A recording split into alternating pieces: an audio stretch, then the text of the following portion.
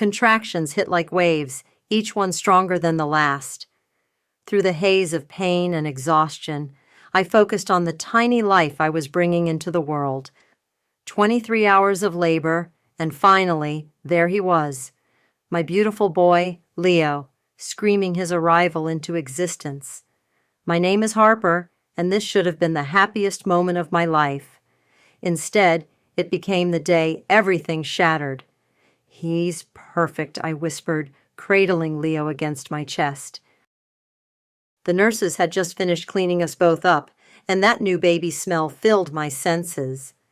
My husband Sylvester hadn't been there for the birth, an unavoidable business meeting, but I'd texted him hours ago that his son had arrived. The door clicked open, and there he stood. No flowers, no balloons, just a manila envelope tucked under his arm and an expression I'd never seen before, cold, distant, calculated. "Syl, come meet your son," I said, my voice still hoarse from labor. He stayed by the door. "We need to talk." "Now? I just had our baby." "Exactly." He stepped forward, placed the envelope on my hospital bed. "This is the best timing, actually. Clean break." My hands trembled as I opened the envelope one-handed, still holding Leo. Divorce papers. My vision blurred. "I don't understand," I managed to say. "Yesterday we were planning the nursery colors. Let's be honest, Harper. You've lost your edge, your ambition. I need someone who matches my drive, my vision, someone who's going places." I stared at him, stunned. "I gave up my executive position because you wanted a family, because you said that's what would make us happy. And now I'm ready to level up, both personally and professionally." He straightened his tie. "My lawyer will contact you about arrangements. I'll provide fair support for the child, of course." "The child?" My voice cracked. "His name is Leo." "Your son." "Don't make this difficult." He checked his watch. "I have a board meeting at 4. A nurse walked in, freezing at the tension in the room. "Everything okay here?" "Fine," Sylvester said smoothly. "Just wrapping up some business." The nurse looked at me, concerned. I realized I was crying silently. "Sir," she said firmly, "I'm going to have to ask you to leave. The patient needs rest." He nodded, already turning away. "The papers need to be signed within 72 hours. The nurse moved to check my vitals, muttering something about blood pressure, but I barely heard her. My entire world had narrowed to two things: the warm weight of Leo in my arms and the cold reality of those papers at my feet. "Do you want me to call someone?" the nurse asked gently. "Family? Friends?" I shook my head. My mother was in Arizona. My best friend Gemma was traveling for work. I'd let my social circle shrink when I left my career, focusing everything on building the perfect family life Sylvester said he wanted. "Just rest then," she said, adjusting my pillows. "You've been through enough today." When she left, I looked down at Leo, sleeping peacefully, unaware that his father had just walked out of our lives. "He said I lack ambition," I whispered to my son. "Funny thing is, I've never felt more ambitious than I do right now." I reached for my phone with my free hand, opened my banking app.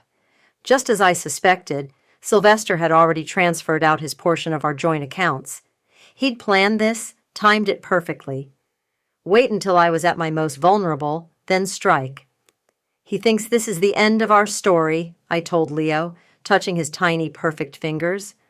"But baby, this is just the beginning. Mommy's going to show you what real ambition looks like." I held my son closer, my tears drying as something harder, colder, more determined settled into my chest. Sylvester wanted to talk about leveling up? Fine, game on. 5 years can feel like 5 minutes or 5 lifetimes. For me, they felt like both. I watched Leo take his first steps from behind the counter of a coffee shop where I worked morning shifts. His first words came during my night classes in business analytics. Every milestone was precious, and every milestone was a reminder of how far I'd fallen. Harper? Earth to Harper. Gemma's voice snapped me back to reality. We were sitting in her office during her lunch break, Leo playing quietly with his toys in the corner. Sorry, just tired. Late night studying. You can't keep doing this to yourself, she said, pushing a sandwich toward me. When's the last time you ate a real meal? I shrugged. Leo's fed. That's what matters. What matters is you're burning out. Look, there's an entry-level position opening up in our strategy department. I used to run strategy departments, Gem. And you will again, but you need to get back in the game first. She leaned forward. Have you seen the news about Sylvester? My jaw tightened. Another promotion? Better, his company's in trouble. They're hemorrhaging market share, looking for investors. She smiled wickedly. Karma's a beautiful thing. Karma doesn't pay bills. I checked my phone. Time for my afternoon shift at the bookstore. Leo, honey, time to go. But Mommy, I'm not finished building. You can bring the Legos. Ms. Rita lets you play in the back room, remember? As I gathered our things, Gemma grabbed my arm. Promise me you'll apply for that position. Your consulting work shows you haven't lost your touch. You just need a foot in the door. That night, after tucking Leo in, I sat at my tiny kitchen table with my laptop. Pictures of Sylvester at tech conferences filled my screen. Always smiling, always in expensive suits, always quoted about innovation and disruption. My phone buzzed, a text from Ryan, one of the executives I'd done consulting work for through Gemma's connections. Impressive analysis on the market projection report. Want to grab coffee tomorrow? Have a proposition for you. I stared at the message, then at the stack of bills on my counter. Pride had kept me from taking lesser positions, but pride wouldn't put Leo through college. Name the time and place, I texted back. The next morning, I dropped Leo at daycare and met Ryan at a sleek downtown cafe. He got straight to the point. We need someone with your insight on our strategy team. Entry-level position, but fast-track potential for the right person. The right person being someone who used to be a director? He smiled. Being someone hungry enough to prove themselves again. I thought about Sylvester's words in that hospital room. Lack of ambition. I looked Ryan in the eye. When do I start? The next few weeks were a blur. I worked during the day, studied at night, and somehow managed to be there for every one of Leo's bedtime stories. My mother called regularly, worried. You're pushing too hard, she said one evening. Let me help with Leo. I'm fine, Mom. We're fine. Harper, there's no shame in... I said we're fine. I softened my tone. I promise I'll call if we need help. One night, as I was leaving the office late, I overheard two executives talking about a potential merger. I shouldn't have stopped to listen, but one name caught my attention. Sylvester's company.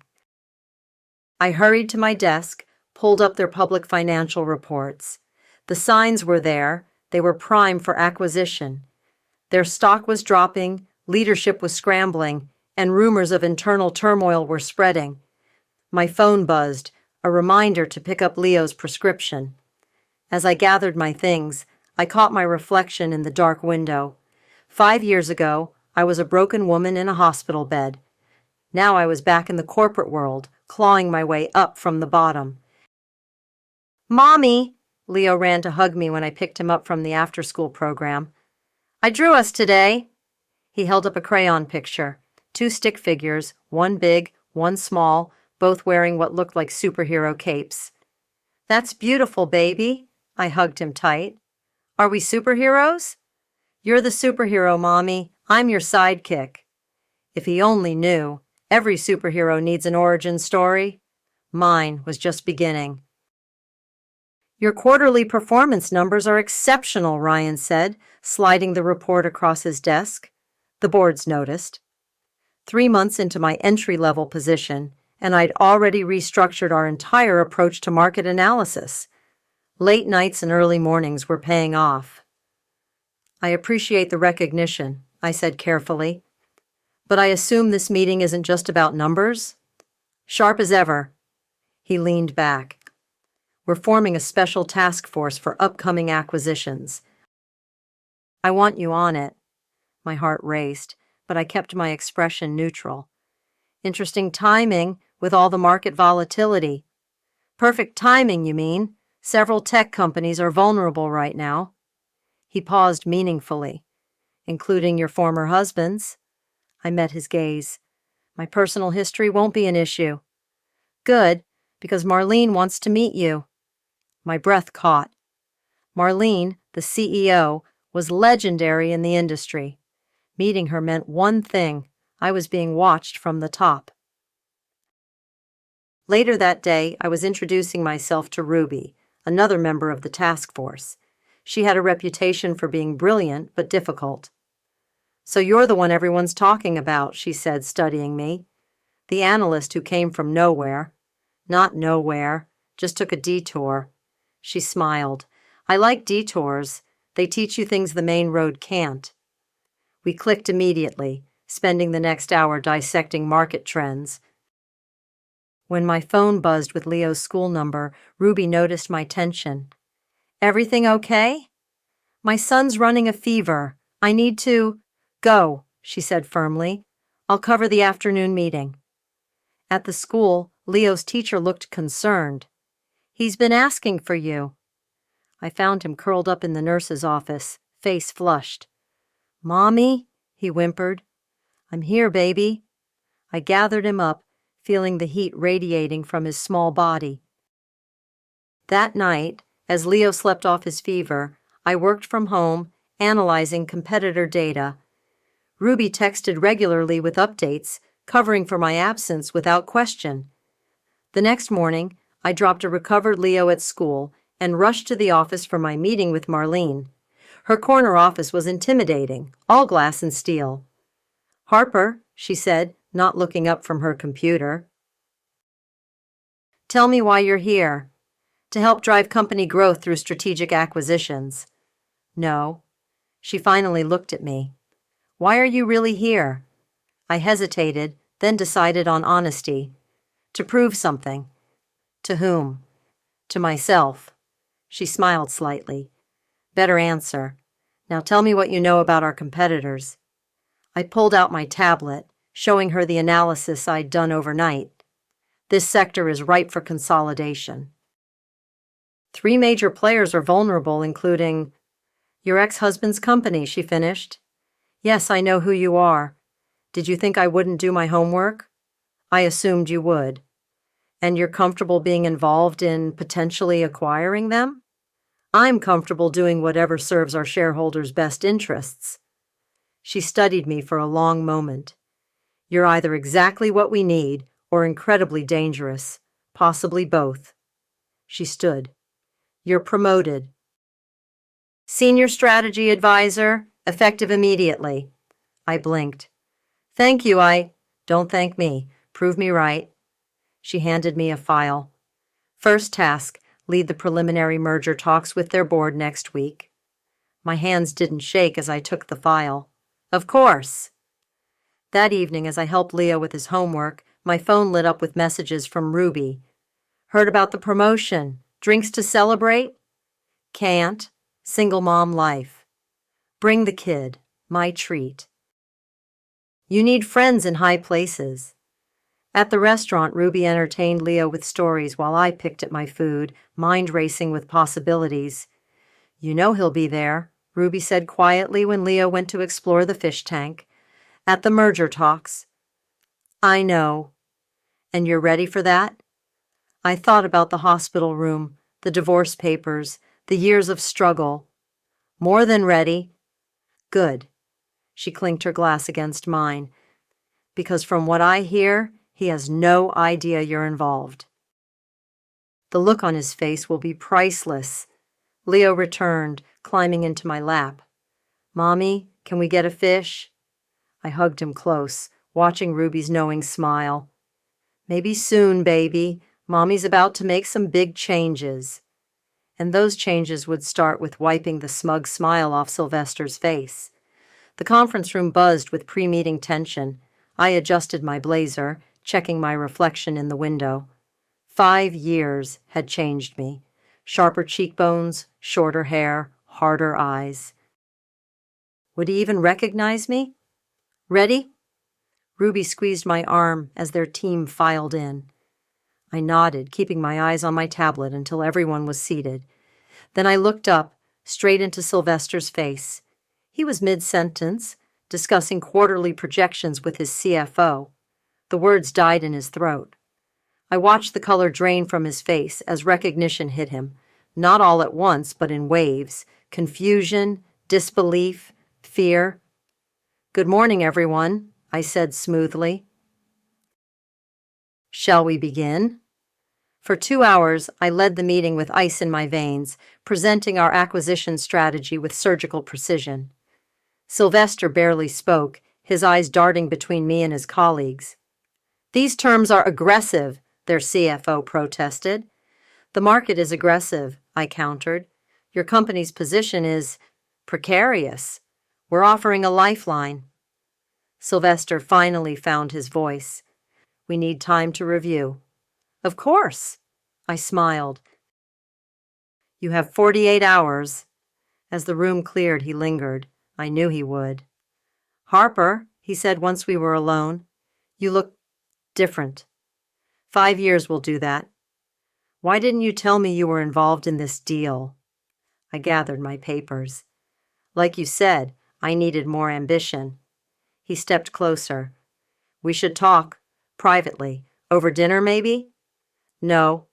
Come on, Harper. For old time's sake, you must have questions." I turned to face him fully. "The only question I had was whether you'd recognize me. Now I know. You're angry, I get it, but this is business." "Exactly, business." I moved toward the door. "And business is my specialty now. Funny how that worked out." His hand caught my arm. "What happened to you? The Harper I knew?" "Died in that hospital room." I jerked away. "The woman you're dealing with now, she's someone else entirely." The elevator ride down was silent, tense. Just before the doors opened, he spoke again. "Leo, how is he?" "Don't." My voice could have frozen hell. "Don't you dare ask about him now." Back in my office, Ruby was waiting. "Well?" "He tried to ask me to dinner." She laughed. "Seriously? What a piece of work." My phone buzzed. Marlene wanted to see me. In her office, she got straight to the point. "The board's made a decision. We're accelerating our timeline." "For the merger?" "For everything." She stood, walking to the window. "I'm stepping down." My heart stopped. "What?" "This company needs new blood, someone hungry, someone who understands that business isn't just about profits, it's about power." "Marlene, the board will announce it next week. You're my replacement." I gripped the chair to steady myself. "Their shareholders will fight it." "Let them." She turned, eyes sharp. "Unless there's some reason you don't want this position?" "No," I said quickly. "No reason at all." That evening I picked Leo up from my mother's house. She took one look at my face and poured me a glass of wine. "Something happened today," she said. It wasn't a question. "I saw him, Sylvester." She stiffened. "And?" "And nothing. He's exactly the same." I watched Leo playing in the next room. "But I'm not." "Harper," she hesitated. "Just be careful. Revenge can eat you alive." "This isn't about revenge, Mom. It's about justice." Later that night, after Leo was asleep, my phone lit up with a text from an unknown number. "We need to talk about the merger, about everything." 6. I deleted it without responding. Let him sweat. Let him wonder. Let him feel what I felt, powerless, uncertain, afraid. Because next week, when the announcement hit, he'd understand exactly what ambition looked like, And it would wear my face. I kissed Leo's forehead as he slept. "Almost there, baby," I whispered. "Mommy's almost there." "Project Phoenix," Ruby read from the document I'd handed her. Subtle. We sat in my new office, bigger, higher, with a view that made my old cubicle feel like a distant nightmare. The restructuring plan lay between us, thick with red ink. "His entire division needs to go," I said. "It's bloated, inefficient." "And coincidentally headed by your ex-husband." Ruby raised an eyebrow. "Harper, are you sure about this?" "Check the numbers yourself. His department's been hemorrhaging money for years." Ryan walked in, frowning at his tablet. "We have a problem. Someone leaked your appointment to the press early." "Sylvester," I said immediately. "Most likely. He's filing a formal objection with the board, claiming personal bias." I laughed. "Personal bias? He's the one who told me I needed more ambition." "This isn't funny," Ryan snapped. "He's trying to paint you as emotionally compromised." "Then let's show them exactly how compromised I am." I pulled up the restructuring presentation. "Ruby, move up the timeline. I want this ready for tomorrow's board meeting." "Harper," Ryan's voice softened, "what happened to the woman I hired, the one who wanted to prove herself?" "She did prove herself. Now she's proving something else." After they left, I found an old photo in my desk, Leo's 3rd birthday. I'd worked double shifts to afford that cake, while Sylvester was posting photos from tech conferences in Europe. My phone rang. Leo's school. "Mrs. Watson, Leo had an incident during show and tell." At the school, I found Leo sitting outside the principal's office, tears dried on his cheeks. "What happened, baby?" "Tommy said his dad told him you're a bad person, that you're trying to hurt people." My blood ran cold. "Tommy's dad?" "Mr. Yosef. He works with Daddy." Yosef, Sylvester's COO, using children to fight his battles. Classy. The principal emerged. "Mrs. Watson, shall we talk?" "Actually," I smiled tightly, "it's Ms. Morris now. And yes, let's talk about how other parents are using their children to spread corporate gossip." That evening I took Leo for ice cream. "Am I in trouble?" he asked, chocolate smeared on his chin. "No, baby, you're perfect." I wiped his face. "Some grown-ups just forget how to play fair." "Like when Tommy cheats at soccer?" "Exactly like that." My phone buzzed. Ruby. "Turn on the news, now." I pulled it up on my phone. There was Sylvester giving an interview. "We have serious concerns about the emotional stability of the proposed leadership." Leo looked up. "Is that Daddy?" "Yes, baby. He's playing a game." "Is he winning?" I turned off the phone. Not for long. Back home, after Leo was asleep, Ryan showed up at my door. "This has to stop," he said, pacing my living room. "You're better than this vendetta." "Am I?" "Because 5 years ago, he destroyed my life while I was literally giving birth to his child. And now you're destroying his." "No," I corrected. "I'm saving a company. The fact that it hurts him is just karma." "Harper, he used my son against me today." I cut him off. "Had his COO's kid bully Leo at school." Ryan's face darkened. "He what? Still think I'm being too harsh?" He sat heavily on my couch. "Just don't lose yourself in this." After he left, I worked late into the night, refining the restructuring plan. My mother called. "I saw the news," she said. "Are you okay?" "I'm fine. Harper, revenge is like drinking poison and expecting the other person to die." "This isn't poison, Mom. This is medicine." The next morning I dressed carefully. Black suit, red lips, war paint. Leo hugged me goodbye. "You look scary today, Mommy." "Sometimes scary is good, baby." Sometimes scary means strong. At the office, Ruby met me with coffee and a wicked grin. Ready to make history? I thought of Leo's face, of hospital rooms and divorce papers, of double shifts and missed bedtime stories. History? I smiled. Ruby, we're about to rewrite it. The boardroom hummed with tension as I laid out the final restructuring plans. 14 members, all watching me like hawks, waiting for any sign of weakness. Project Phoenix represents more than just cost-cutting, I explained, clicking through the presentation. It's about eliminating dead weight and redirecting resources to growth sectors. And it just happens to target your ex-husband's division? One board member asked. I met his gaze. Would you prefer I ignore underperforming sectors because of personal connections? That sounds more like emotional decision-making to me. Marlene, still present as outgoing CEO, smiled slightly. The boardroom door burst open. Sylvester strode in, Yosef right behind him. This is a closed meeting, Ruby started. As major stakeholders, we have the right to address the board, Yosef announced. I leaned back, gesturing to the front. By all means. Sylvester took position. His expensive suit couldn't hide his desperation. This restructuring plan is nothing but a personal vendetta. Harper's using her position to... To what?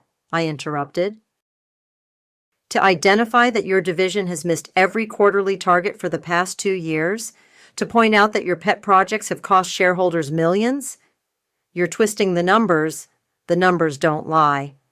I pulled up his department's financials. But you do, don't you, Sylvester? Just like you lied about that business meeting the day Leo was born. The room went deadly quiet. This is exactly what I mean, he sputtered. She's making it personal. No, I stood slowly. Personal was serving divorce papers to your wife hours after childbirth. Personal was abandoning your son. This? I gestured to the presentation. This is just business. The board can't seriously consider... The board, Marlene cut in, has already voted. Project Phoenix proceeds as planned. Yosef turned red. This is ridiculous. We'll fight this. With what leverage? Ruby asked sweetly. Your stock options are underwater, and your division's about to be dissolved. They stormed out, but not before Sylvester turned back. This isn't over. Actually, I smiled, it is. After the meeting, my phone buzzed with a text from my mother. Letter coming by courier. Read it alone. The letter arrived that afternoon. Inside, her familiar handwriting filled the page. My dearest Harper, I watched you cry yourself to sleep for months after he left. I watched you work yourself to exhaustion, raising Leo alone. I watched you rebuild, piece by piece. But now I'm watching something else, revenge consuming the daughter I raised. You're winning, yes, but at what cost to your soul? Remember who you are. Don't mistake vengeance for victory. Love, Mom. A knock at my office door, Ruby with more reports. You okay? You look pale. I'm fine. I tucked the letter away. What's next? HR's ready to begin termination proceedings. Severance packages prepared. Good. And the press release? Scheduled for tomorrow morning. The markets will love it. Decisive action from the new CEO. My phone lit up. Leo's after-school program. Miss Morris? Leo's asking for you. He seems upset. I found him curled up in the reading corner. What's wrong, baby? Daddy called today, he whispered. He said you're being mean to him. My heart clenched. Did he now? Are you being mean? I pulled him into my lap. Sometimes when grown-ups work together, they have to make hard decisions. Decisions that might seem mean, but are actually right. Like when you make me eat vegetables? I laughed, despite myself. Something like that. That night, I couldn't sleep. My mother's letter kept floating through my mind. I pulled up the company's stock ticker, already rising on merger rumors. The business papers were calling me ruthless, calculating, a force to be reckoned with. My phone buzzed. Ryan. Saw the board vote. Congratulations, I guess. You don't sound happy. Just wondering if you recognize yourself anymore. I walked to my window, looking out at the city lights. I recognize myself perfectly, for the first time in years. That's what worries me. Tomorrow, the press release would go live. Sylvester's career would effectively end. Everything I'd planned for 5 years would come to fruition. So why did my mother's words keep echoing in my head? Don't mistake vengeance for victory. The company auditorium was packed, every seat filled, people standing along the walls, all eyes on the stage where I stood at the podium. Cameras flashed, reporters scribbled. In the third row, Sylvester sat with his arms crossed, jaw clenched. Change, I began, is never easy, but necessary change? That's what separates successful companies from failed ones. Ruby stood to my right, tablet ready. The restructuring presentation loaded on the giant screen behind me. For too long, certain divisions have operated unchecked, hemorrhaging resources while producing minimal returns. My eyes found Sylvester's. That ends today.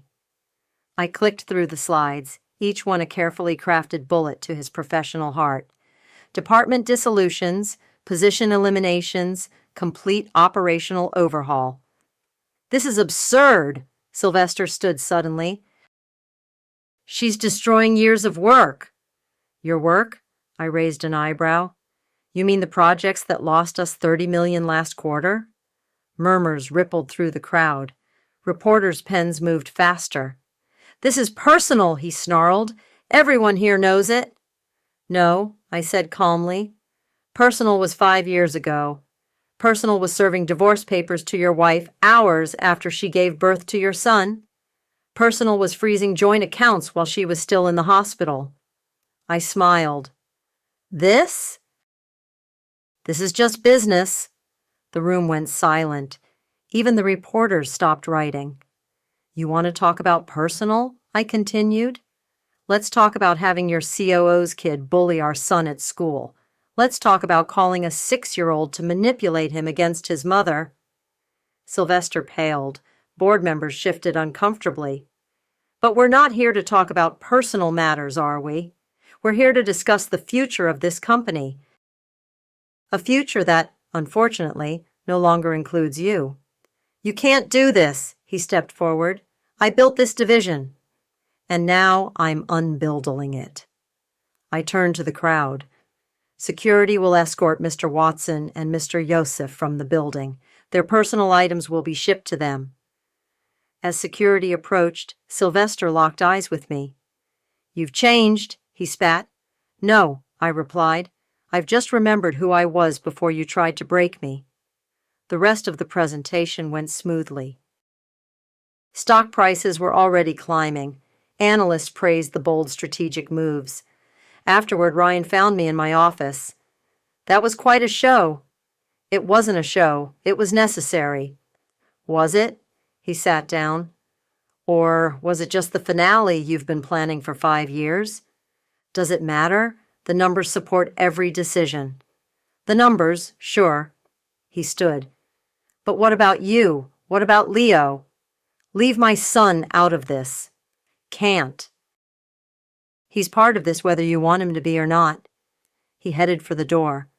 I'm stepping down as advisor. Ryan, I care about you, Harper, but I can't watch what you're becoming. After he left, Ruby brought in champagne. We did it! We actually did it! But I barely heard her. My phone was buzzing. Leo's school again. Ms. Morris? Leo's asking about the news. Some children were discussing the situation. I found him waiting in the school office, small face serious. Is it true? He asked in the car. Daddy's not working there anymore.